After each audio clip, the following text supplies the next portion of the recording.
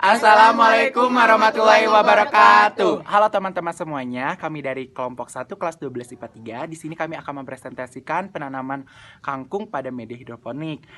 Tugas ini dibuat untuk memenuhi mata pelajaran biologi yang diampu oleh Ibu Yulia. Sebelumnya perkenalkan, nama aku Muhammad Arsyarandiansyah. Nama saya Muhammad Paji Gimnastiar. Nama saya Muhammad Faat.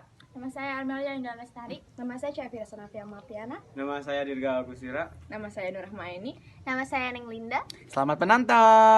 Di sini saya akan menjelaskan biaya dalam percobaan kangkung yang dimulai dari 7 Agustus 2022, yang dimana masing-masing anggota mengeluarkan uang senilai 10.500.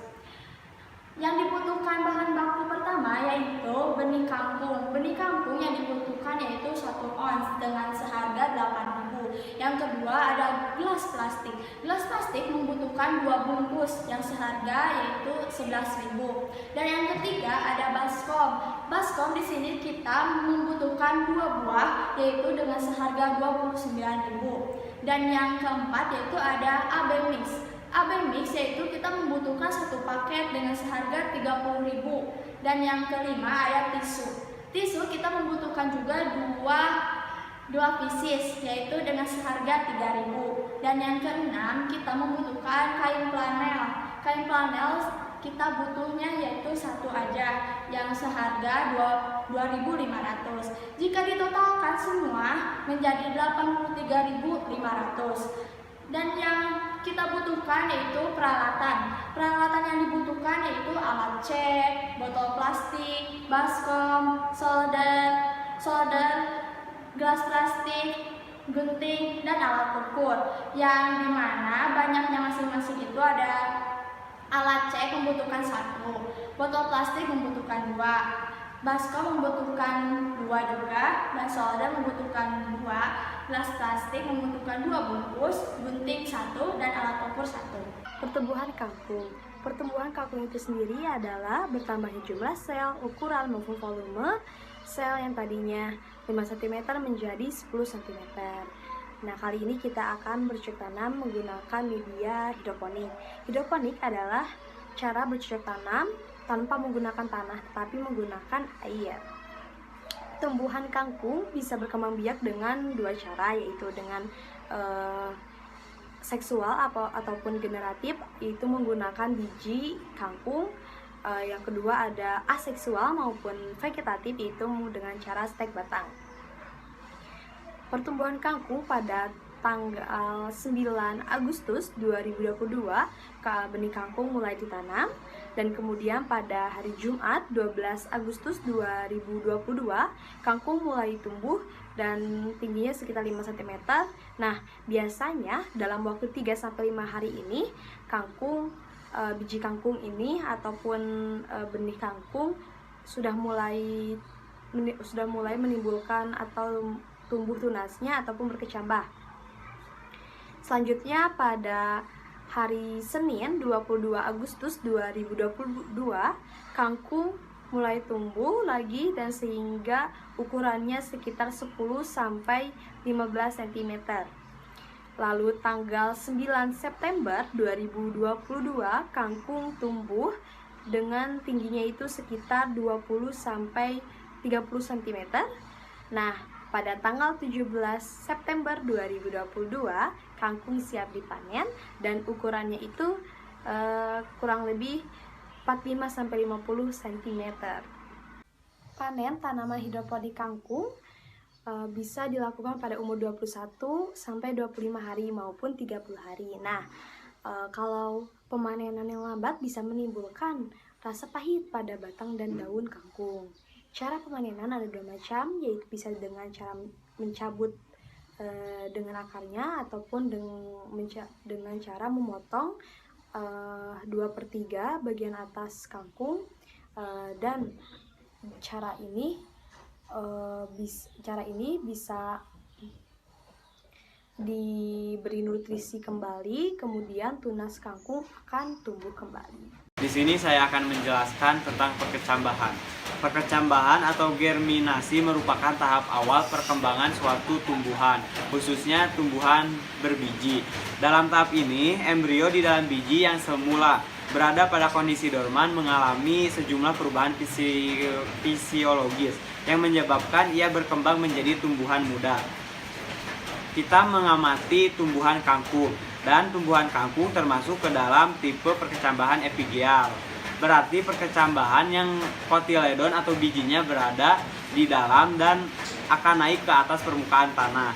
Lalu benih kangkung akan berubah menjadi kecambah setelah 3 hari. Sampai dengan usia 1 minggu, kecambah akan tumbuh setinggi 4 cm. Dan pada usia 1 minggu itulah saat yang tepat bagi pembudidaya untuk melakukan pemupukan yang kedua kalinya. Di sini saya akan mempresentasikan faktor eksternal atau faktor dari luar lingkungan. Faktor eksternal diantaranya yang pertama terdapat zat hara, suhu, nutrisi, air, oksigen, dan kelembapan, dan juga cahaya. Zat hara adalah unsur makronutrien dan mikronutrien, misalnya karbon dioksida yang dibutuhkan juga untuk tumbuhan. Yang kedua adalah nutrisi. Nutrisi merupakan zat-zat yang dibutuhkan oleh tanaman agar tumbuh dengan baik. Tujuan pemberian nutrisi adalah menambahkan unsur hara yang dibutuhkan pada media tanamnya.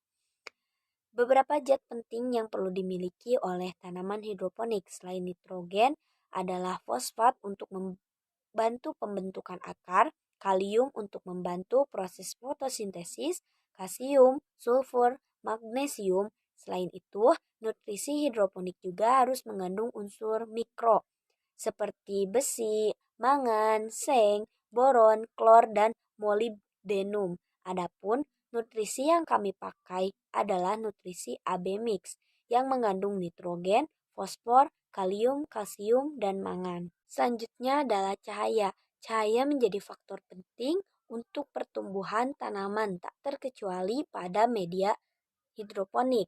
Cahaya mulai dibutuhkan tanaman hidroponik sejak masa persemaian. Pada masa persemaian setelah tanaman memiliki 3-4 daun, bibit tanaman dikenalkan cahaya matahari. Pada saat itu, bibit tanaman dijemur sinar matahari dari pagi sampai sore. Faktor yang dibutuhkan selanjutnya adalah air dan kelembaban. Pada tumbuhan yang hidup di air, pasokan oksigen yang terlarut dalam air akan cepat terkuras dan dapat berkurang drastis saat suhu air terlalu tinggi, sehingga akar akan menjadi mati dan rusak ketika kebutuhan oksigen tidak tersedia. Faktor yang terakhir adalah suhu.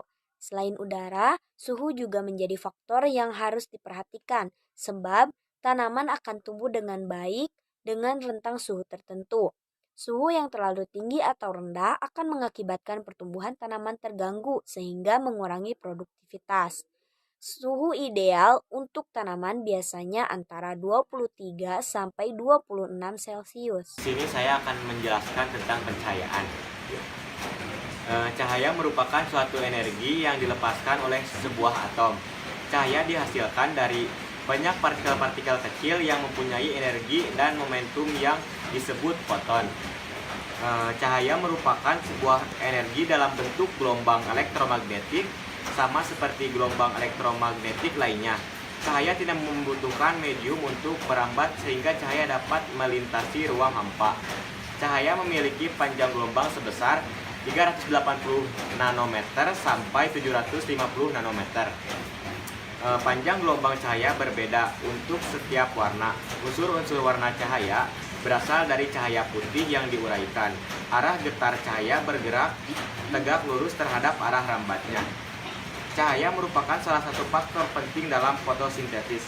Energi cahaya yang digunakan tanaman untuk fotosintesis hanya sebesar 0,5 sampai 2% dari jumlah energi cahaya yang tersedia. Energi yang diberikan cahaya tergantung pada kualitas panjang gelombang, intensitas, dan waktu. Di sini saya akan menjelaskan tentang nutrisi apa sih yang diperlukan oleh tanaman hidroponik kangkung ini. Pada kelompok kita menggunakan nutrisi yang dinamakan nutrisi AB mix.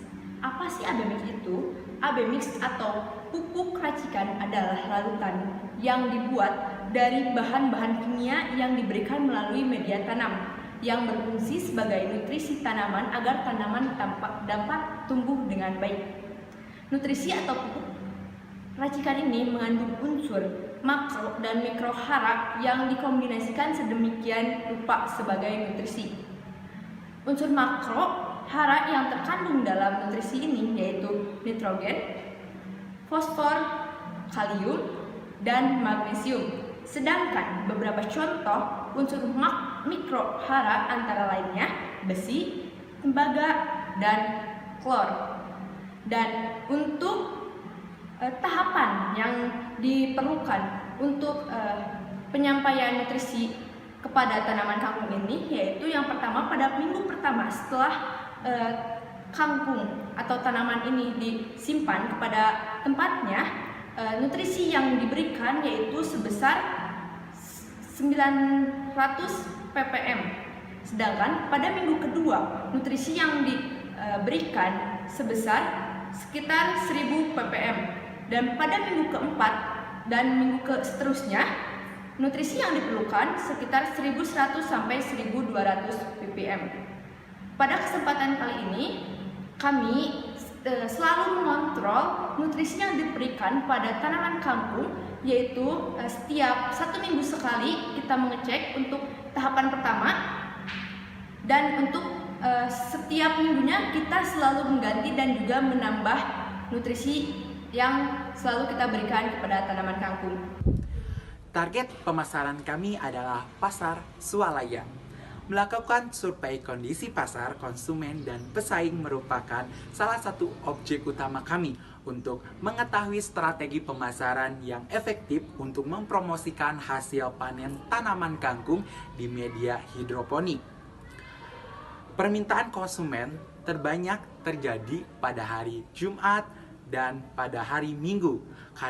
Kenapa pada hari-hari tersebutlah konsumen berbondong-bondong pergi ke pasar swalaya. Maka dari itu, kami akan mensuplai hasil tanaman kami pada hari-hari tertentu seperti hari Jumat dan hari Minggu.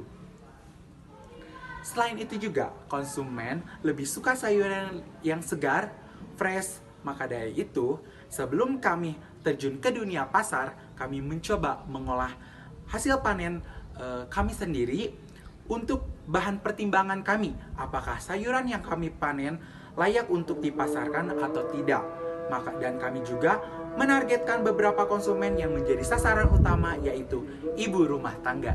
Jadi kesimpulan yang dapat kita peroleh yaitu hidroponik adalah salah satu metode dalam budidaya menanam dengan memanfaatkan air tanpa menggunakan media tanah, dengan menekankan pada pemenuhan kebutuhan hara nutrisi bagi tanaman. Kebutuhan air pada hidroponik ini lebih sedikit daripada kebutuhan air pada budidaya dengan tanah. Sekian video presentasi dari kami. Terima kasih telah menonton. Wassalamualaikum warahmatullahi wabarakatuh. Dadah.